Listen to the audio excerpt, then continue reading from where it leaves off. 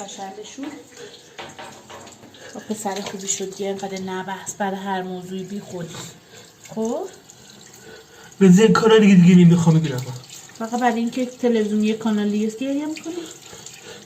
بذار بختی بخورم نمیشه که مامان تو همیشه زور بگوی که باشه اینقدر پسر خوبی باشه. بذار که کنه خالی شمت میخونه صورت درستی مامان رو برو بشین شامل رو بخور عزیزم. فقط دختشم اینقدر هرس نده مامان برای یه کنترل که دستت نیست.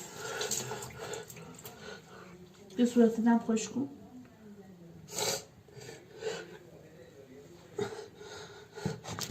اگه شارژ تموم شد نگو به من نه اصلا به تو نمیگم. برو بذار تو شارژ. چشم نگرانی شارژی منی؟ برو بذار تو شارژ. باشه وقت تا حالا شارژ بوده حالا از تو شارژ در بردم. میگم بذارم کانال.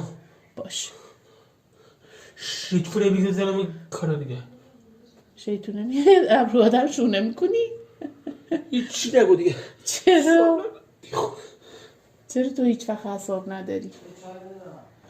میری یه چای بر بابا بریزی؟ دیگه خواهش اگه شارژ تموم شده نگو میری یه چای بر بابا بریزی؟ گیرم حالا میریزم. بگی خودتو بده من شاید تکف کن. بده من. من بده. بذار یواش